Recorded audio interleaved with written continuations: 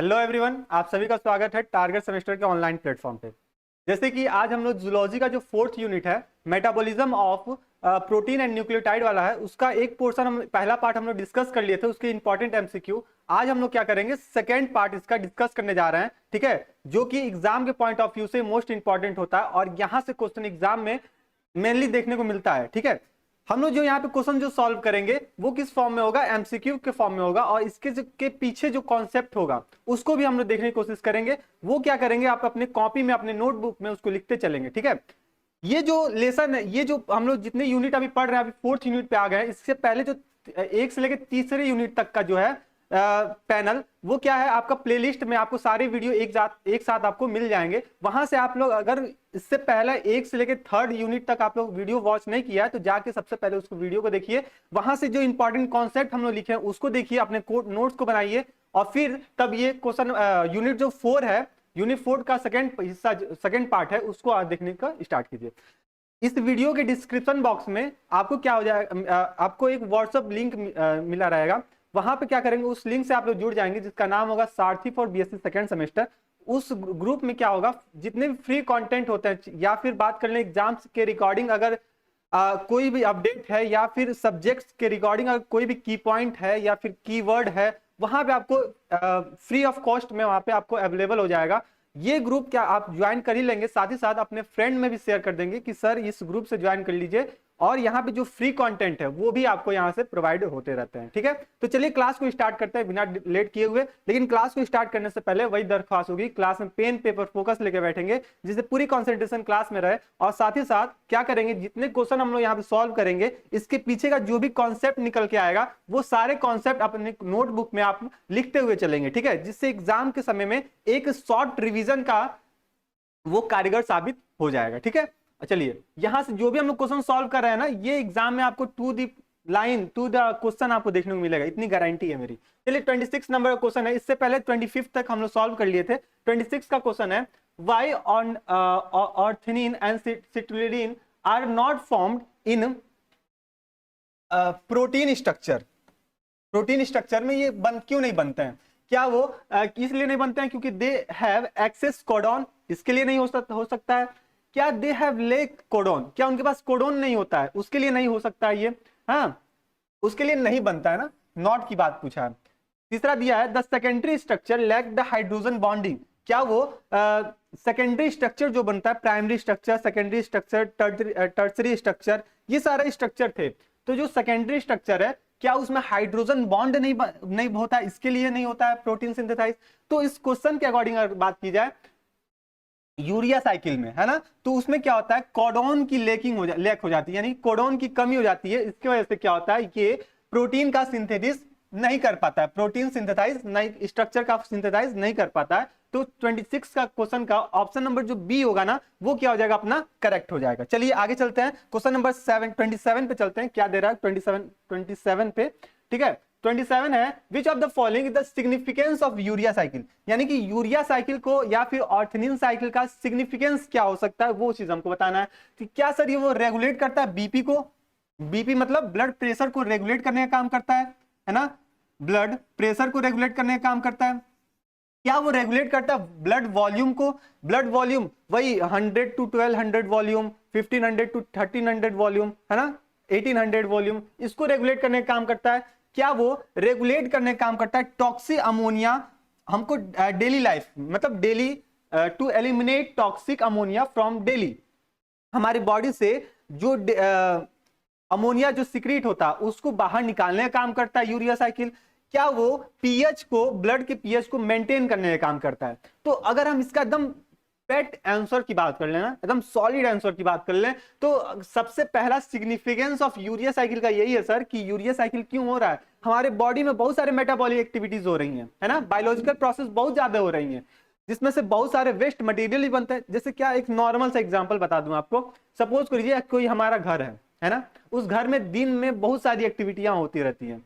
ठीक है, कोई बच्चे इधर खेल रहे हैं, कोई बच्चे उधर खा के रेपर उधर फेंक दिया, है ना, मम्मी खाना बनाई है तो उसमें से जो कचरा निकलता है एक जगह डस्टबिन पे रखते हैं। तो क्या शाम के समय या सुबह के समय घर में झाड़ू लगती है ना, झाड़ू लगाया जाता है, उसमें क्या होता है, घर का जो भी कूड़ा कचरा निकलता है उसको निकाल के एक जगह हम लोग डस्टबिन में डाल देते हैं। इससे क्या होता है, हमारा जो रूम होता है या हमारा जो घर है वो साफ सुथरा हो जाता है ना। सेम टू सेम कॉन्सेप्ट हमारे बॉडी में भी फॉलो करता है। कैसे फॉलो करता है कि हमारे डेली डेली डेली मतलब डेली रूटीन में बात कर लें तो हमारी बॉडी में बहुत सारी मेटाबॉलिक एक्टिविटीज होती रहती हैं, जैसे रेस्पिरेशन की एक्टिविटीज हो गई, हार्मोन सिक्रीशन की एक्टिविटी हो गई, ब्लड सर्कुलेशन की एक्टिविटीज हो गई, है ना, फूड की डाइजेशन की एक्टिविटीज हो गई, बहुत सारी एक्टिविटियां होती रहती है। उसके पीछे जब ये एक्टिविटीज होंगी तो उसके पीछे कुछ ना कुछ तो कूड़ा कचरा निकलेगा ही निकलेगा।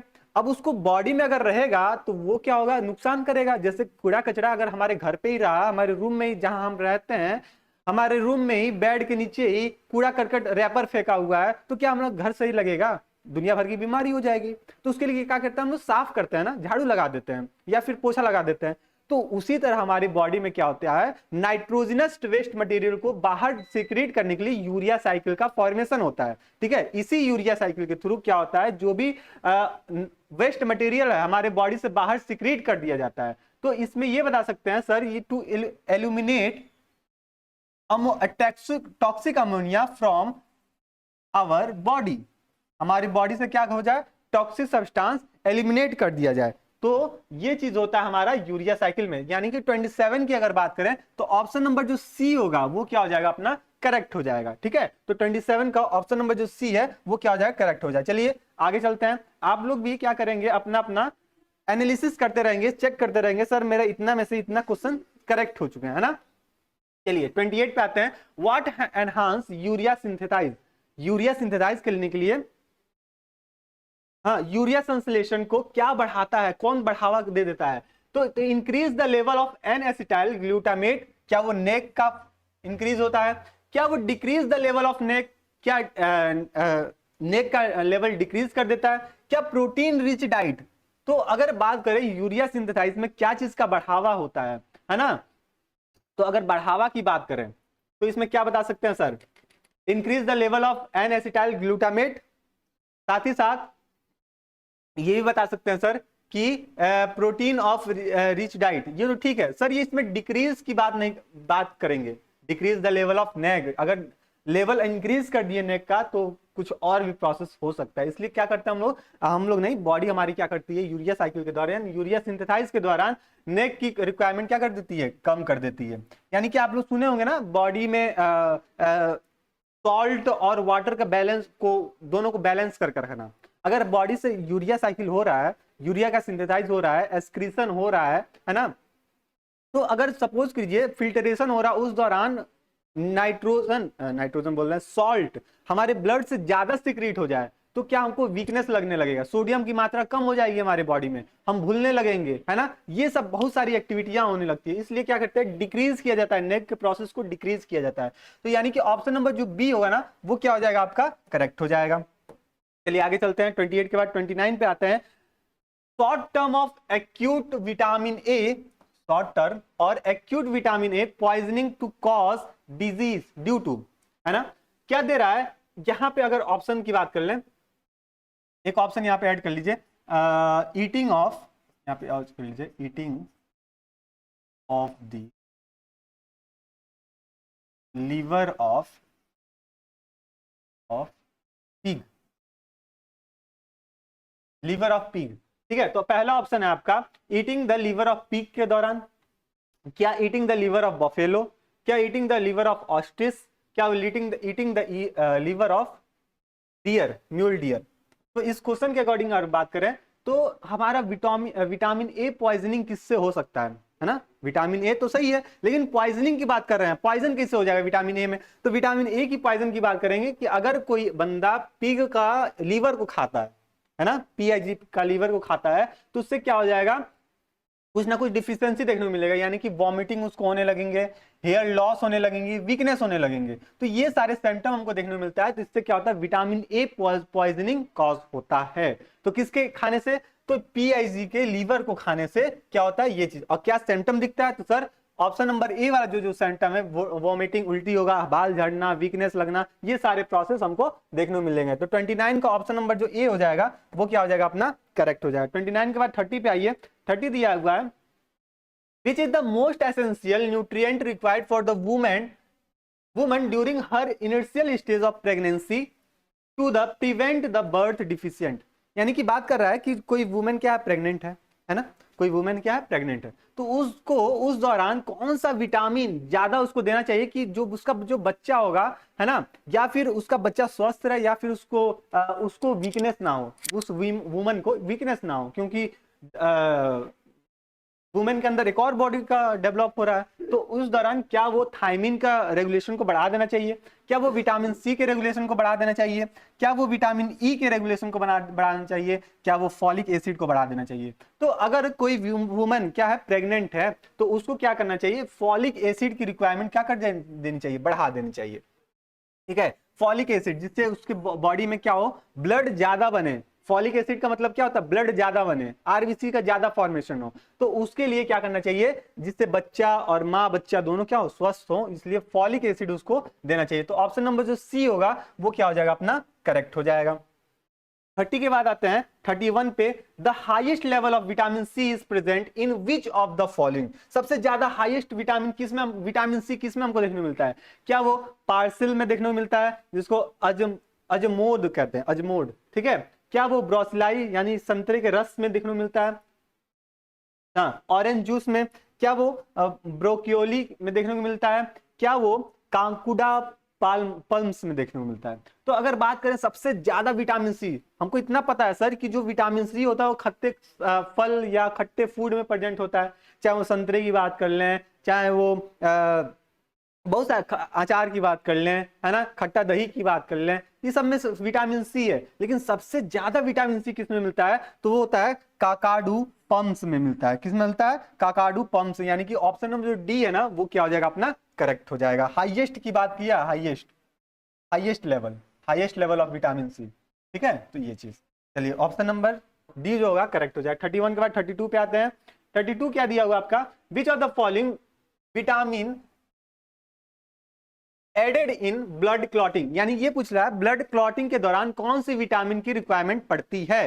तो उस दौरान क्या होता है, क्या वो विटामिन के की रिक्वायरमेंट होती है, क्या विटामिन सी की रिक्वायरमेंट होती है, क्या विटामिन डी की रिक्वायरमेंट होती है, क्या वो विटामिन ए की रिक्वायरमेंट होती है। तो बताएंगे सर ब्लड क्लॉटिंग की अगर जब भी बात करेंगे ना, तो विटामिन ए, सॉरी विटामिन जो के होता है ना वो रिस्पॉन्सिबल रहता है, और आयन की बात करें तो कैल्शियम आयन की रिस्पॉन्सिबिलिटी वहां पे हो जाती है। चलिए आगे चलते हैं, ऑप्शन नंबर ए जो होगा वो अपना करेक्ट हो जाएगा। 32 के बाद 33 पे आते हैं। Which among of the following is the leading reason for the blindness in the children world wide, यानी कि वर्ल्ड वाइड में चिल्ड्रेन ब्लाइंडनेस के लिए कौन सा रिस्पॉन्सिबल है, क्या वो ग्लूकाकोमा होता है, क्या विटामिन ए डिफिशियंसी से होता है, क्या वो कलर ब्लाइंडनेस के दौरान होता है, क्या वो कैटरिस के द्वारा होता है। तो अगर बात कर लें कि ब्लाइंडनेस की बात कर रहे हैं, ब्लाइंडनेस की बात कर रहे हैं चिल्ड्रन में, तो ब्लाइंडनेस की जब बात करेंगे चिल्ड्रन में, तो क्या कोई भी बच्चा या कोई भी आदमी के अंदर अगर विटामिन ए की कमी हो जाती है तो उसको क्या होता है, अंधापन होना स्टार्ट हो जाता है, यानी कि ब्लाइंडनेस होने लगता है, और ये बच्चों में ज्यादा देखने को मिलता है, क्योंकि उसको उन लोग को अच्छी तरह से रिक्वायरमेंट फुलफिल नहीं हो पाती है इसके वजह से। अब दिया है question number 34, beriberi is also known as thiamine deficiency is caused due to deficiency of, यानी कि जो बेरी होता है उसको हम लोग थाइमिन डिफिशियंसी के भी नाम से जानते हैं। अगर आपसे बेरी ना पूछेगा तो पूछ सकता है सर थाइमिन डिफिशियंसी किसके थ्रू होता है, किस विटामिन के थ्रू होता है, तो बताएंगे सर विटामिन जो B1 होता है ना, B1, विटामिन B1 के थ्रू क्या होता है, बेरी डिजीज होता है, या फिर बोल दे थाइमिन डिजीज का कॉज होता है। तो ऑप्शन नंबर जो डी होगा ना 34 का वो क्या हो जाएगा अपना, करेक्ट हो जाएगा। 34 के बाद 35 पे आते हैं। 35 अपने पास देकर रखा हुआ है कि who is the susceptible to developing the scurvy, vitamin C deficiency की बात कर रहे हैं कि अगर विटामिन सी डिफिशियंसी हो रहा है किसी पर्सन में तो वो क्या चीज अपने डेली लाइफ में रेगुलेट कर रहा होगा, क्या वो प्रेग्नेंट वुमेन है उसमें हो सकता है जल्दी से, क्या वो न्यूरोसाइल चाइल्ड, ठीक है, क्या person with the eating with the disorder anorexia nervosa, क्या वो लॉन्ग टाइम अल्कोहलिक पर्सन। अगर बात करते हैं अगर विटामिन सी की बात करते हैं कि सपोज करो कि विटामिन सी हो रहा है, ठीक है, विटामिन सी होना है, तो जो पर्सन ज्यादा टाइम से अल्कोहल लेता है, ठीक है, जो पर्सन ज्यादा टाइम से अल्कोहल लेता है तो उसके अंदर स्कर्वी डिजीज हो सकता है, या फिर long time scurvy alcoholic person के अंदर देखने को मिल सकता है।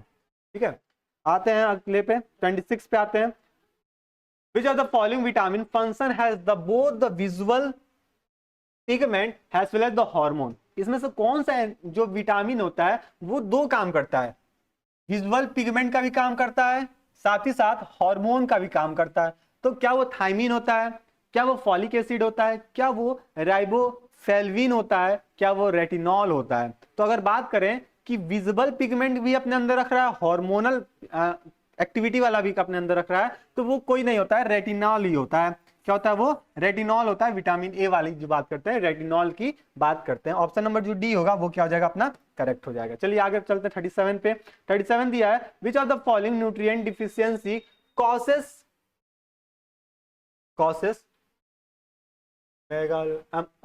अमीनिया, ये इतना हटा दीजिए, कॉसेस अमीनिया, ठीक है, अमीनिया।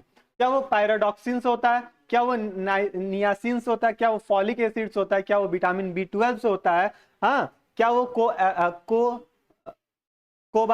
कोबामिन के थ्रू होता है? ठीक है, तो अगर इसकी बात करते हैं तो यहाँ पे फॉलिक एसिड साथ ही साथ विटामिन B12 की रिक्वायरमेंट देखने को मिलती है। तो यानी कि ऑप्शन नंबर जो सी होगा ना वो क्या हो जाएगा अपना? करेक्ट हो जाएगा। आते हैं 39 पे। तो 39 अपने पास क्या दिया हुआ है? Which is the fat soluble vitamin. आपके एग्जाम में सब दो विटामिन पूछते हैं, एक तो फैट सॉल्युबल विटामिन पूछ लेगा, फैट सॉल्युबल विटामिन, ठीक है, और दूसरा पूछेगा water soluble vitamin, water soluble. Exam में कुछ पूछे ना पूछे विटामिन से, ये तो पूछेगा, इतना मान के चलिए, ठीक है। अगर फैट सॉल्युबल विटामिन की बात करते हैं तो इसमें क्या आता है? ADE&K, ADE&K,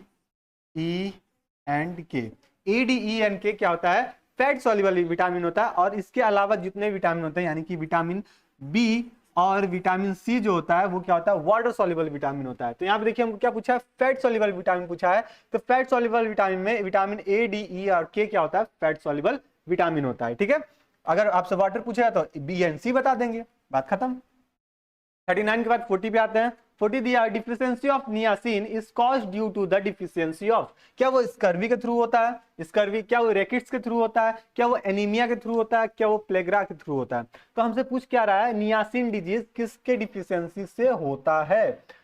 deficiency of niacin किसके क्या कॉज करता है? तो बताएंगे सर वो प्लेग्रा कॉज करता है। क्या करता है? प्लेग्रा कॉज करता है, ठीक है। आगे चलते हैं 41 पे आते हैं। 41 क्या दिया है? Which of the following is a hormonal precursor vitamin. इनमें से कौन सा हार्मोनल प्रिकर्सर विटामिन होता है? अभी हम लोग बात क्या किया है?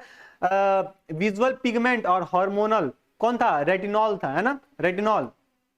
वही चीज तो है यहाँ पे। यहाँ पे क्या पूछ रहा है? हार्मोनल प्रिकॉर्सर विटामिन पूछ रहा है। यानी कि जो विटामिन D3 होता है उसका होता है हार्मोनल प्रिकॉर्सर विटामिन होता है, ठीक है। चलिए आगे चलते हैं।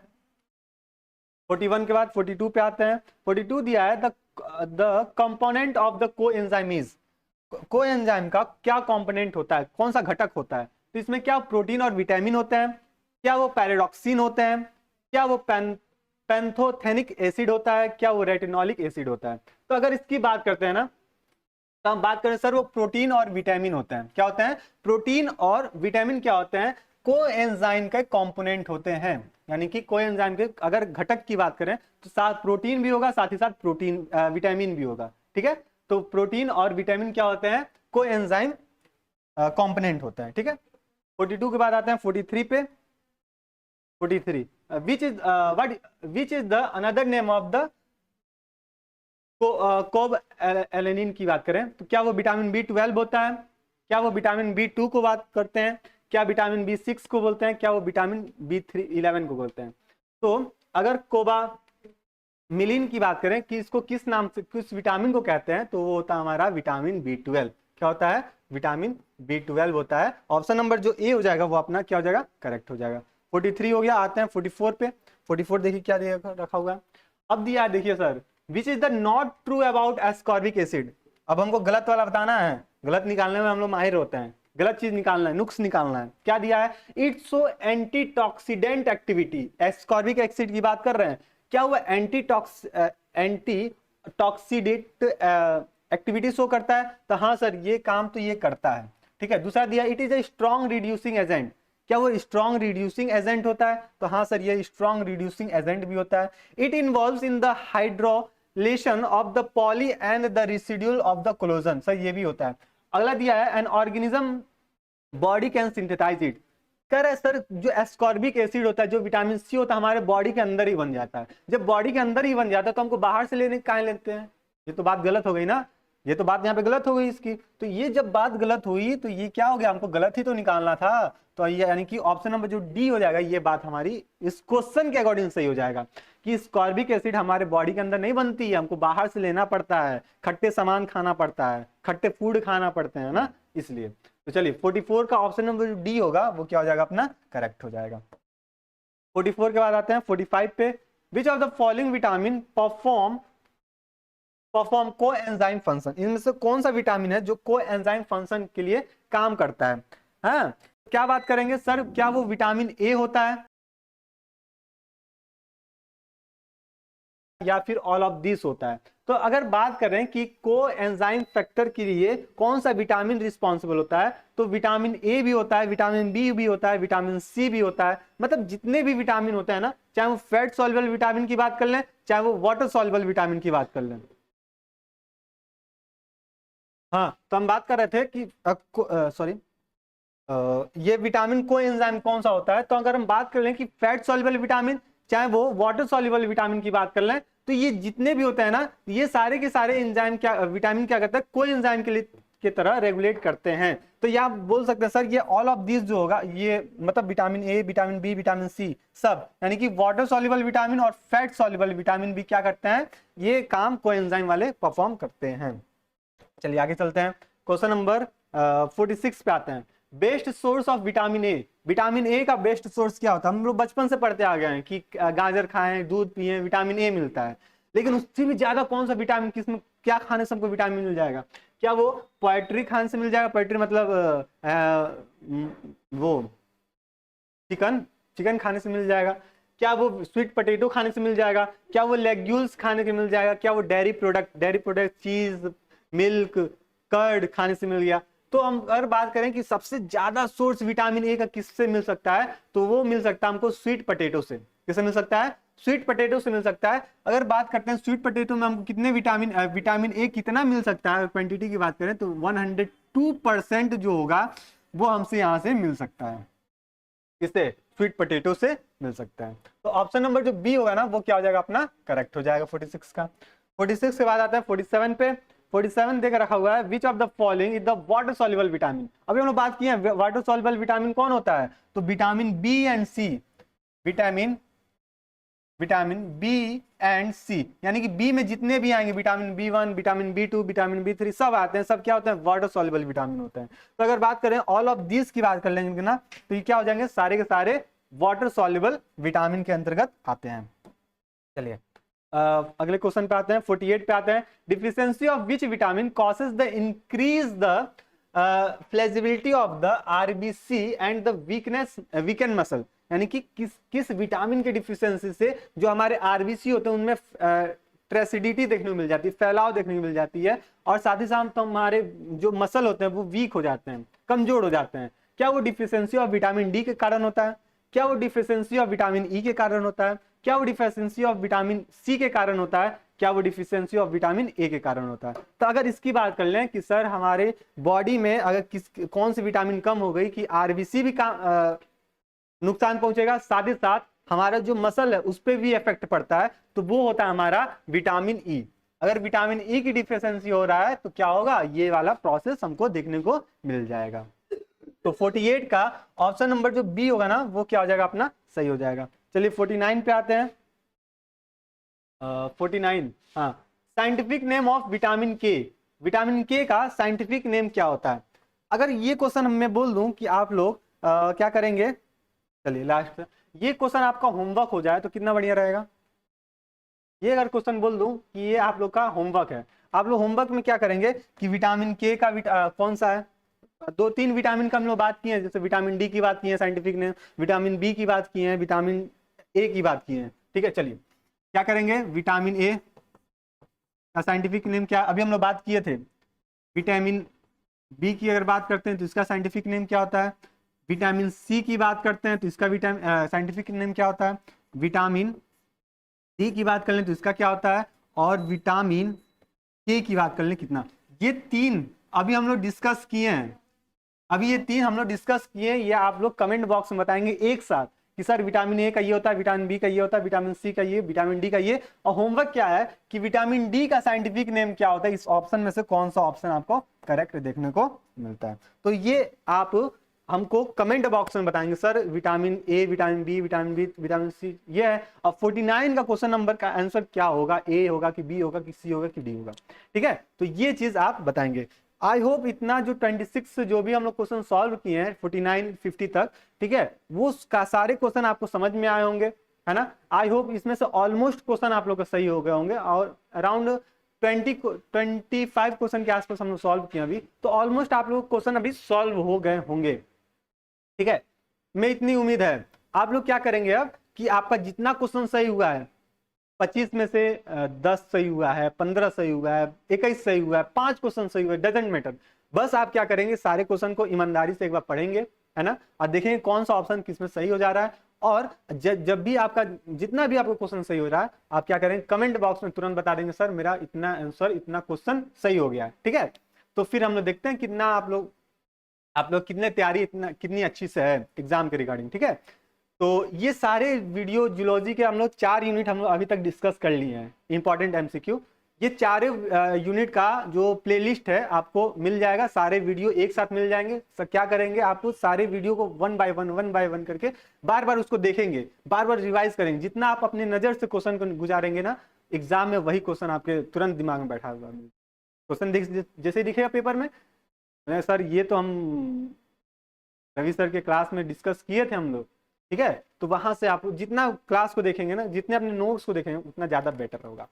तो चलिए, हाँ, डिस्क्रिप्शन बॉक्स में आपको क्या दिया हुआ है, एक व्हाट्सएप ग्रुप का लिंक दिया हुआ है ना, सारथी फॉर बीएससी सेकंड सेमेस्टर के नाम से होगा, उस ग्रुप को ज्वाइन कर लीजिए। उस ग्रुप से ज्वाइन करने से फायदा ये है कि एग्जाम के रिगार्डिंग जो भी आपको इंपॉर्टेंट अपडेट होगी, है ना, कि या फिर बात कर लें किसी भी पेपर की, जैसे बायोकेमिस्ट्री है उसकी जो पेपर है उसमें से इंपॉर्टेंट टर्म्स, इंपॉर्टेंट की पॉइंट, हाँ, या इंपॉर्टेंट कोई डायग्राम हो गया, वहां से क्वेश्चन अराइज होता है, वो सारे चीज आपको वहां फ्री ऑफ कॉस्ट में मिल जाएंगे, ठीक है। तो इससे ये फायदा होगा कि साथ ही साथ हम लोग क्लास का अपडेट भी मिलता रहेगा, और साथ ही साथ इंपॉर्टेंट जो की पॉइंट है, कीवर्ड है, वो भी चीज हमको मिलता रहेगा, जो कि एग्जाम के लिए इंपॉर्टेंट होगा वही चीज, ठीक है। तो ये क्या करेंगे, फ्री ऑफ कॉस्ट है।